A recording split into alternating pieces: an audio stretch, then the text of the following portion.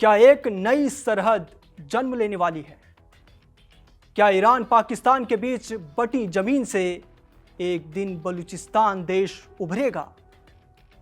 और इस आजादी की जंग में वो लोग कहां खड़े हैं जिनकी पहचान अक्सर खामोशी में दबा दी जाती है? वो बलोच हिंदू। बलूचिस्तान की कहानी सिर्फ बंदूकों और पहाड़ों की नहीं है। यह कहानी है पहचान, अस्तित्व और उस उम्मीद की जो दशकों से दमन की राख के नीचे सुलग रही है। पाकिस्तान और ईरान दोनों ने बलूचिस्तान को अपने अपने नक्शों में तो जगह दी, लेकिन बलूचों को कभी दिल में जगह नहीं मिली। जब जब Balochistan liberation army, free Balochistan movement और दूसरे संगठन आजादी की आवाज बनकर उभरे, तब तब इस आवाज को दबाने के लिए ताकत झोंक दी गई। 1948 का जबरन विलय हो, जनरल मुशर्रफ का दौर हो या आज शहबाज मुनीर का युग, हर बार बूटों की आवाज इंसानी इकराह से ज्यादा तेज रही।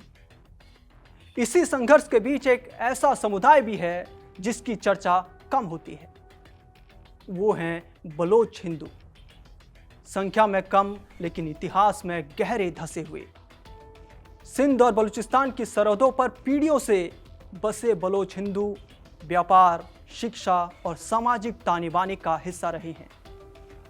आजादी की इस जंग में हथियार उठाकर नहीं, बल्कि पहचान बचाकर, जमीन से जुड़े रहकर और मानवीय समर्थन के जरिए अपनी भूमिका निभा रहे हैं, ताकि जल्द से जल्द बलूचिस्तान अपने आजादी का सूरज देख सके। मीर यार बलोच ह्यूमन राइट एक्टिविस्ट, लेखक और फ्री बलूचिस्तान मूवमेंट के सदस्य बताते हैं कि बलूचों की जो मांग है वो सीधी है। हम पाकिस्तान का हिस्सा नहीं हैं, हम एक कौम हैं, एक देश हैं। उनके मुताबिक अफगानिस्तान से वैसा समर्थन कभी नहीं मिला जैसा या जैसी उम्मीद थी। इतिहास गवाह है 1948 में भी नहीं और आज भी नहीं। फिर भी बलूचों और अफगानों के बीच आम लोगों का रिश्ता भरोसे और मेहमान नवाजी का टिका रहा है। दूसरी ओर ईरान के कब्जे वाले बलूचों का इलाके में हालात और भी सख्त कर दिए गए हैं।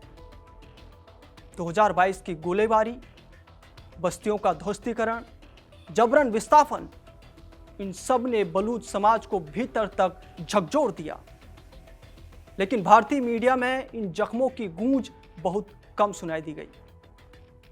आज बलूचिस्तान की लड़ाई सिर्फ एक क्षेत्र की आजादी नहीं रही। यह सवाल बन चुकी है, क्या किसी कौम को उसकी भाषा, शिक्षा और इतिहास से काटकर जिंदा रहने दिया जा सकता है? बलोच हिंदू हो या मुस्लिम, पश्तून हो या सिंधी, हम संघर्ष में एक साझा भावना उभरती दिख रही है, गुलामी से बाहर निकलने की। आसिम मुनीर और शहबाज शरीफ के लिए संदेश अब बिल्कुल साफ है। बलूचिस्तान कोई भविष्य की आशंका नहीं, वर्तमान की सच्चाई बन चुका है। और अगर इतिहास ने करवट ले ली तो पाकिस्तान का नक्शा बदलना सिर्फ समय की बात रह जाएगी।